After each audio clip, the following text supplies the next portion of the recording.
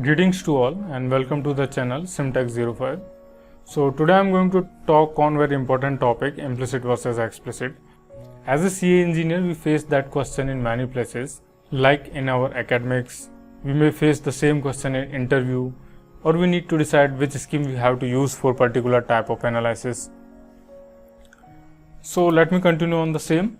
So the first question arises when we need to use the implicit or explicit scheme. Of course, those schemes are dedicated to solve the dynamic event, and the dynamic governing equation can be given by this formula. You all may aware this governing equation, mx double dot plus cx dot plus kx equal to some function of time. The force is time dependent, or maybe it will be constant. But can we solve any static problem by same algorithms, implicit and explicit algorithm? Yeah, of course we can solve it. Why? Because if I consider the static analysis, see, the mass matrix will be null matrix, C matrix, the damping matrix will be null matrix. The only formulation will be remain f equal to kx. So this matrix will be 0, that means those two terms will be 0, and this equation will be remain, and again you can solve those by implicit and explicit scheme.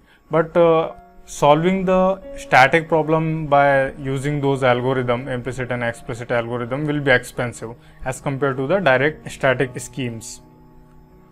So another question arises, how to decide the event is dynamic, static or quasi-static? See, there is one general guideline. If the excitation frequency or working frequency is greater than 1/3 of the minimum natural frequency of the system, then we have to consider that analysis as dynamic analysis. Why?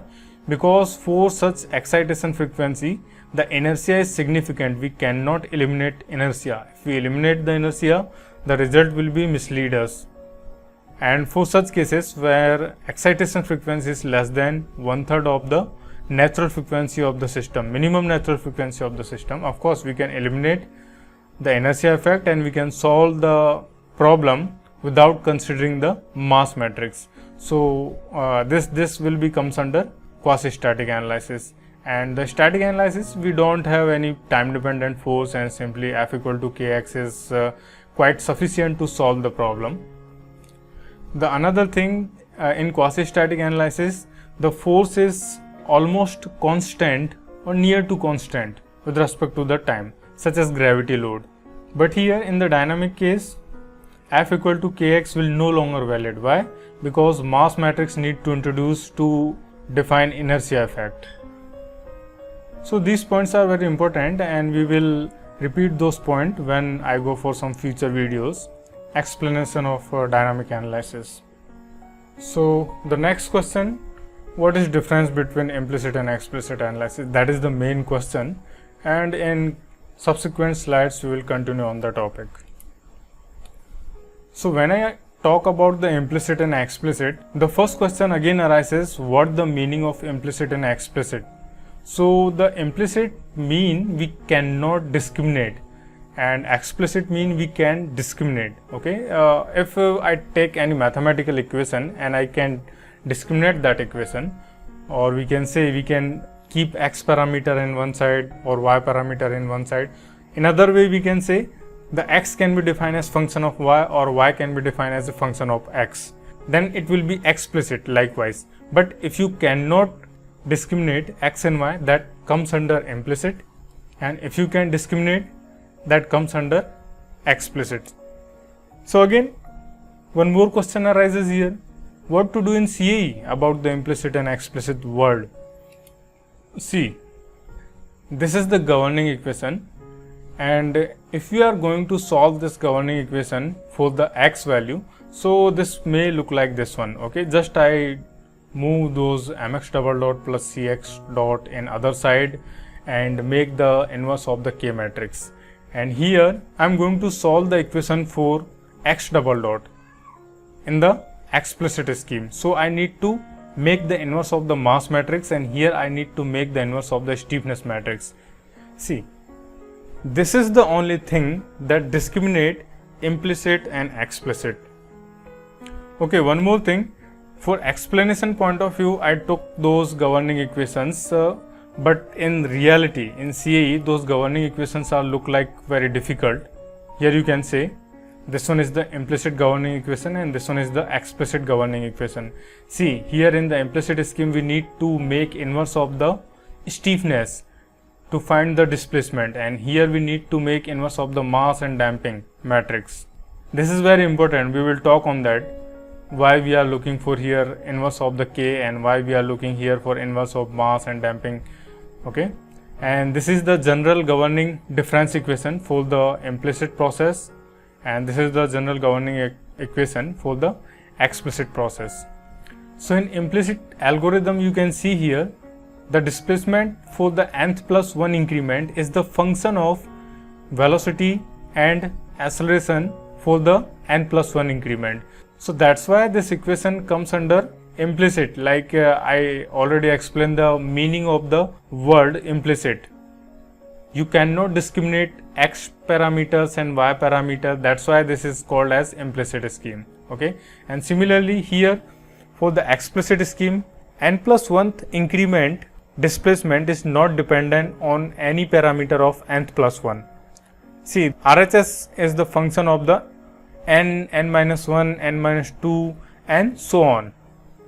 So hope you will be now little bit clear about the implicit and explicit, why those are called implicit, explicit, and how those algorithms make calculations.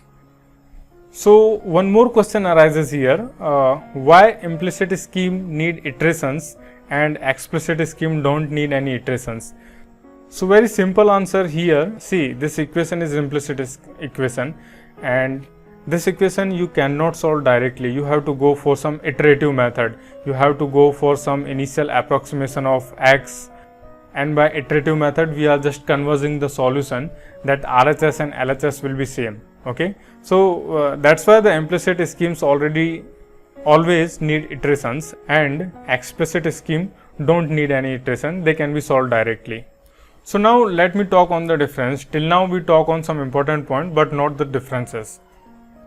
So in the previous governing equation you seen that implicit scheme need the inverse of the K matrix and explicit scheme need inverse of the mass matrix. The same point I mentioned here, it need to solve unknown x by inversion of the stiffness matrix, and here the inversion of the mass matrix.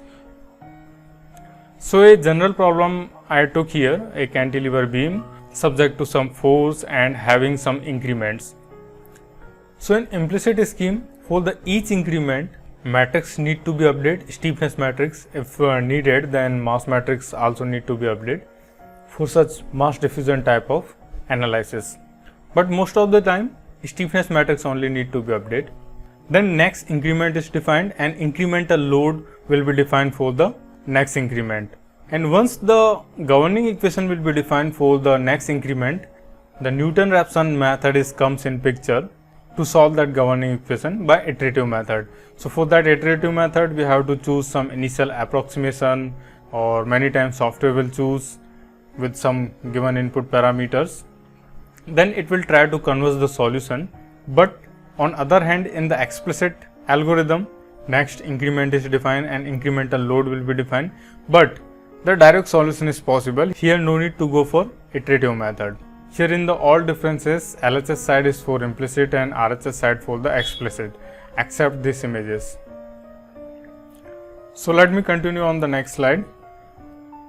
The another most important difference, for implicit scheme we use the Newmark-β method, and for the explicit scheme we use the central difference method. Why we use those methods?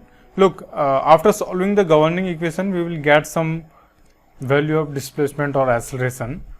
Once you know the displacement function, you need to calculate the velocity and acceleration. Similarly, if you calculated the acceleration by the governing equation, you need to calculate the displacement and velocities. So for that we need to use the numerical integration method. So beta Newmark method is numerical integration method for implicit scheme, and central difference method is used for explicit scheme. Okay, one more thing, instead of beta Newmark method, you may see in many places that Euler method is used in implicit scheme. The Euler method is first order numerical integration method, and here you can see the terms are in the second order differential equation. So to solve direct this equation you cannot use Euler methods. Of course by some manipulation you can use the Euler method, But what I seen in the documentations of the software, they use Newmark-β method. They did not use Euler method. And here the central difference method also have two types to solve the issue, to solve the unknowns: the classical central difference approach and the half-step central difference approach. If you want to know more about the mathematics of those Beta-Newmark method and central difference method, you can easily get on the internet, on Wikipedia. Okay, one thing that I am going to repeat again, here to solve the governing equation we are using the Newton-Raphson method, and here direct solution is possible. And to find the unknowns, like if you have the displacement and you want to find the velocity and acceleration, then we can use the Beta-Newmark method, or sometime for the explicit we can use here central difference method. So don't be confused in this point. The another most important difference, the implicit schemes are unconditionally stable. There is no condition to converge the solution. Like in the explicit scheme, we have to take care about the critical time step, and the solution time step should be less than the critical time step. And the critical time step can be given by this formula, and here L is our characteristic length of the element, or sometimes we can say minimum length of the element. And the increment for the solution should be less than this critical time step, and really this increment is quite small, and that's why the explicit scheme take too much increments to solve the problem. Even 1 second event can be solved by thousands of increment, and here we don't have such a limitation. We can consider any time step delta t and solution will be converged for it. So those are some more important differences, like implicit scheme is more accurate compared to the explicit scheme. This is little bit weird point. I will explain this point. Implicit schemes are highly time consuming for the large models. Why? Because each time it need to be iterate the solution for the each increment, and here we don't need to iterate the solution. Those are computationally very efficient for the large model and relative short dynamic response. Short dynamic response means we have wave propagation type of problem, wave passing from the model for the very short time, and for that short time only we are interested to know the behavior of the structure or model. Okay, for implicit scheme there is no mathematical time limit because we don't know at how much time our convergence will be done by iteration scheme, and for each time solution need to be iterated, so we don't have any fixed time calculation for that. But here in the explicit scheme, the solution time is well dependent on the wave propagation speed and characteristic length of the element, and we can predict the time taken by the analysis. Implicit schemes required much more storage as compared to the explicit scheme. Why? Again, see, because for each iteration software need to store the matrix in our system, that's why they will take more storage. Okay, and here such less storage is required as compared to the implicit scheme. So the another most important question arises when to use implicit and explicit scheme. Here also we have some general guidelines to use implicit and explicit scheme. See, if strain rate or we can say velocity is lower, around less than 10 unit per second, we need to use implicit scheme, or we can say we can use implicit scheme very easily. But if the strain rate is very high, or we can say velocity is high, like in crash and drop and those type of analysis, more than 10 unit per second, we need to use the explicit algorithm. Why? This second point will be justify that. For such case, the strain rate is minimum, and for that case strain rate is significant. And if strain rate is minimum, the growth of the stress is function of strain that can be stabilized after some time, and it will be easy to use implicit algorithm. But here the solution is too much dependent on the strain rate, not only the strain but also on the strain rate. So analysis will be a little bit more complex, and implicit scheme generally fail to solve more complex type of problem. And here we can see if we have complex type of contact condition, even we need to use the explicit scheme. For the complex type of contact conditions also implicit scheme many times fails. Explicit scheme can be solved extremely discontinuous event or process, but such those extremely discontinuity events and process cannot be solved by implicit scheme. So if I talk about application wise, there is again general guidelines for such a structural dynamic type of problem. See, dynamic problem can be classified into two parts. One is the wave propagation type of problem and one is the structural dynamic problem. So if you have structural dynamic type of problem, such low frequency response, vibration, oscillation, this type of problem we can solve very easily by implicit scheme, and those are computationally efficient. But for such wave propagation type of problem, like we have high strain rate, high velocity, we need to use explicit algorithms or explicit schemes. For such cases, implicit scheme many times fails to converge the solution. And those are some examples. Here we have FSI, fluid structured interaction type of problem. For here we have crash analysis type of problem. You are very well aware to such car crash analysis, drop analysis, impact, blast, and those all. Okay. So some question we left in the previous slides. One is why implicit scheme is more expensive. See, in the implicit scheme we need to make inverse of the stiffness matrix, and the stiffness matrix is the largest matrix which need to be handled by the software and make inversion of that matrix. And believe me, inversion of the stiffness matrix is quite lengthier as compared to the inversion of the mass matrix. This inversion we are doing in the explicit scheme. So every time stiffness matrix need to be update for each increment, and then again we need to go for make inverse of the stiffness matrix. That is quite lengthier task, quite difficult task. That's why implicit schemes are more expensive. And here if I talk about the mass inversion, most of the time mass matrix is diagonal matrix for the lump mass system. And here you can see this is the such condition of diagonal matrix. Apart from the diagonal element, all other elements are 0. Okay, so inversion of such matrix are very easy. We have to just inverse the each element of the matrix. Like here A11 is the element, the inversion matrix element will be 1 upon A11. So inversion is quite easier, and here inversion is quite difficult. So you can easily predict which will be the more expensive, more lengthier and more time consuming, and which will be the easier one, or we can say less expensive to the solve. The another most important question, why implicit schemes are more accurate as compared to the explicit one. See, in implicit scheme we are using the iterative method, Newton-Raphson method to solve the governing equation each time, and whatever the initial assumption we have, solution will be converged toward the exact one. That's why those schemes are more accurate.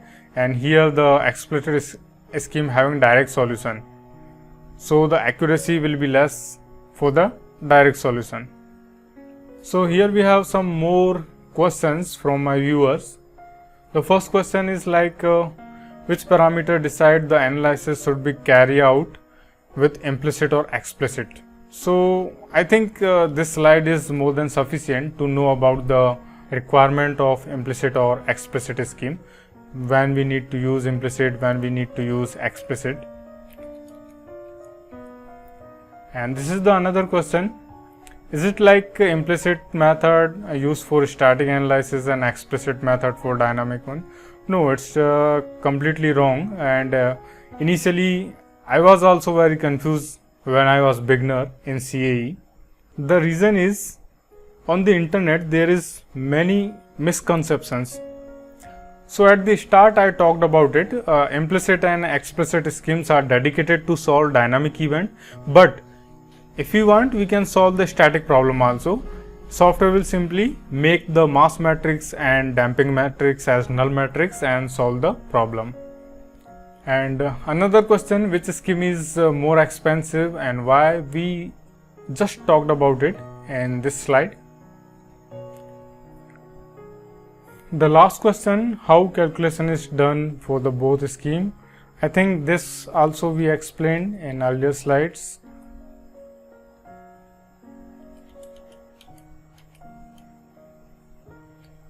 And the last question is drawback of implicit and explicit. For that also I talked, there is a drawback of implicit, like for the large models the the implicit scheme cannot be converse the solution, but such scheme is unconditionally stable. We not need to worry about the critical time step, and here the explicit scheme is very good to solve such complex model, but the drawback is explicit schemes are conditionally stable. We need to consider very less increment to make sure the accuracy of the solution, and with such we have to consider more number of increments to complete the event. Even for the small event it will take too much increments, and that makes solution is expensive. So thank you all. That's all for this video. So for more query and questions, you can comment me, you can directly contact me on my mail or on my WhatsApp. I have one WhatsApp group and Facebook group and Telegram group. The link is available in descriptions. You can join me there also for more discussion. Not only me, there are lots of candidates, those having different type of expertise. If I'm unable to solve any problem, they will help you. If someone else have some problem, may you are able to solve that problem. So I suggest to join those groups. So thank you again.